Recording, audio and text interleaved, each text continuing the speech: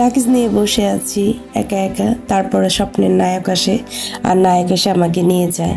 তারপরে এখান থেকে ভাসতে ভাসতে আসি, তারপর চাঁদের দেশে চলে যাই। সেখান থেকে আলাদিনের দত্ত আসে, আর দত্ত এসে হীরা জহরতের সন্ধান দেয়। সেখান থেকে আমরা হীরা জহরত নিয়ে তারপরে চলে আসি। সেখান থেকেই হচ্ছে আমাদের ভাগ আসে, বাঘ এসে ধরে। তারপর চা খেতে খেতে বলি বিস্তারিত আমরা কোথায় এগুলো এত কিছু একসাথে সব কিছু আপনাদেরকে দেখাবো এবং আপনাদেরকে সব কিছু জানানোর চেষ্টা করব। আসসালামু আলাইকুম, সবাই কেমন আছেন? আশা করছি সবাই অনেক ভালো আছেন। প্রথমে যে ছবিগুলো দেখতে পাচ্ছেন এগুলো সবই একসাথে একই জায়গায় পেয়ে যাবেন। সেটা হচ্ছে বঙ্গবন্ধু সামরিক জাদুঘরের একটা সাইডে হচ্ছে 3D আর্ট গ্যালারি। তো এই আর্ট গ্যালারিতে হচ্ছে আমরা যাই, তো সেখানে সব কিছু ডিটেলস আপনাদেরকে জানানোর জন্য। তো এইটা হচ্ছে 3D আর্ট গ্যালারির ভিতরে হচ্ছে আপনার সামরিক জাদুঘর এবং 3D আর্ট গ্যালারি দুইটা একই জায়গায়। তো সেখান থেকে হচ্ছে একটা সাইড হচ্ছে 3D আর্ট গ্যালারি। তো এটাতে প্রবেশ করতে গেলে 200 টাকা টিকিট কাটতে হয়। 200 টাকা টিকিট কেটে আপনাকে এখানে প্রবেশ করতে হবে এবং প্রবেশ করার পরে আপনি সব হচ্ছে একদম 3D আর্ট, যেটা একদম মনে হবে জ্যান্ত। আপনি যদি এটাতে যখন ছবিগুলো তুলবেন এবং প্রথমেই আমি যে ছবিগুলো দেখিয়েছি সেগুলো দেখলে আপনারা বুঝতে পারবেন যে এটা কতটা স্বচ্ছ এবং কতটা মনে হয় রিয়েল এরকম। তো এখানে বাচ্চাদের জন্য অনেক ধরনের কার্টুনের আর্ট করা হয়েছে। তো এই যে আমি সবগুলো পুরো ফ্লোরে আপনাদের দেখানোর চেষ্টা করেছি। প্রথমেই হচ্ছে আমি নিচে চলে যাই, তো নিচ থেকে তারপরে আমি উপরে আসবো। তো সব কিছু আপনাদেরকে দেখাবো, শুধু আমার সঙ্গে থাকবেন। তো এই যে দেখেন এখানে হচ্ছে অনেক ধরনের অনেক কিছু, যদিও সবগুলোর আমি নাম বলতে পারছি না বা আমার এখন স্মরণ নাই। তো এই যে দেখেন একটা আপু ছবি তুলতেছে এবং এটাতে কিভাবে ছবি তুলতে হয় সবগুলোই আপনার দেওয়া থাকে, যে এইভাবে পিক দেওয়া থাকে নিচে একটা। তো সেটা দেখে আপনি ওইভাবে করে আপনি ছবি তুলতে পারবেন। তো এই যে দেখেন এখানে অনেকেই ছবি তুলতেছে, যে ছবিগুলো একদম মনে হয় জ্যান্ত। তো যারা ছবি তোলার প্রেমী, যারা ছবি তোলা পছন্দ করেন, তারা যদি এই জায়গায় যান তাহলে সব কিছু ছবি তুলতে পারবেন। তো এই যে দেখেন নায়ক শাহরুখ খানের যে দিলওয়ালে দুলহানিয়া লে যায়েঙ্গে, তো এইভাবে ট্রেনে হাত দিয়েছিল, তো এইভাবেই তো হাত দিয়ে সবাই ছবি তুলতেছে, ধরতেছে। আর এদিকে ছিল আমাদের রবীন্দ্রনাথ ঠাকুর, তারপরে ছিল এখানে পান্ডার দুইটা পিক ছিল।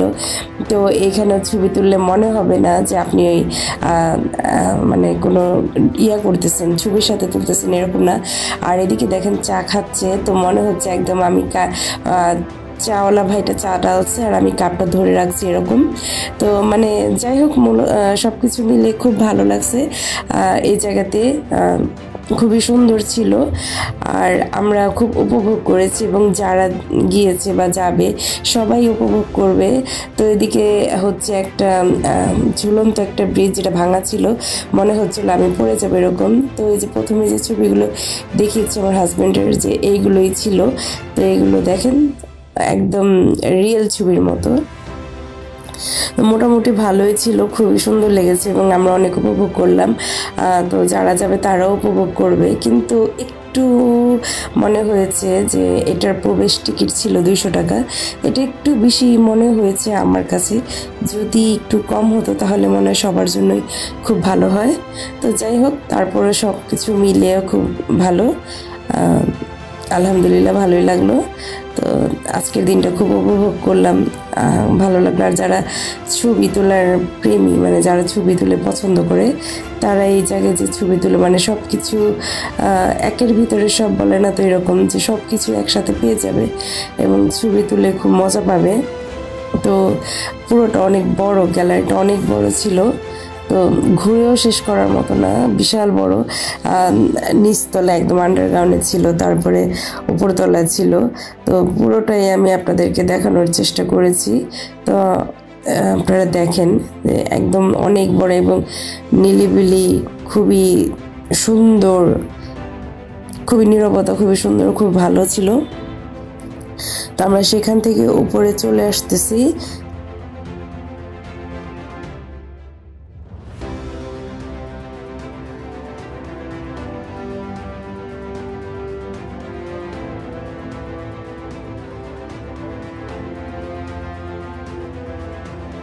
এই যে উপরে চলে আসলাম। উপরে চলে আসার পরে সবাই হচ্ছে উপরে খুব কেউ উপরে যাচ্ছে কেউ নিচে যাচ্ছে। তো এটা ছিল, আপনারা যদি প্রথমে বঙ্গবন্ধু মিউজিয়ামে যান তো মিউজিয়াম দেখা শেষ করে হচ্ছে আর্ট গ্যালারিতে আসতে হবে। আর যারা মিউজিয়ামে না যেতে চাচ্ছেন তারা আর্ট গ্যালারির জন্য আলাদাভাবে টিকিট কেটে শুধু মিউজিয়ামে আর্ট গ্যালারিতেই প্রবেশ করতে পারবেন। তো এই দেখেন প্রথমেই ছিল বাঘ, যেটা একদমই জ্যান্ত মনে হয়েছে এখানে। আর এখানে ছিল ঢেকি, যেটা গ্রামের মধ্যে যারা চাল গুঁড়ো করে, ধান গুঁড়ো করে। আর এখানে ছিল চা পাতা, মানে যেগুলো খুবই সুন্দর সুন্দর কিছু জায়গা। আর এখানে ছিল আমাদের মাননীয় প্রধানমন্ত্রী, ওনার সাথেও সাক্ষাৎ করতে পারবেন, সব কিছুই একই সাথে। তো এই তো সব কিছু আপনাদেরকে দেখানোর চেষ্টা করলাম, আশা করছি সবার অনেক ভালো লাগবে। তো যদি ভালো লাগে তাহলে আমার চ্যানেলটা সবাই সাবস্ক্রাইব করে দিবেন। আপনাদেরকে আরও নতুন নতুন ভিডিও দেওয়ার চেষ্টা করব। আর আপনারা কেমন ভিডিও দেখতে চান সব কিছুই আমাকে কমেন্ট করে জানাবেন।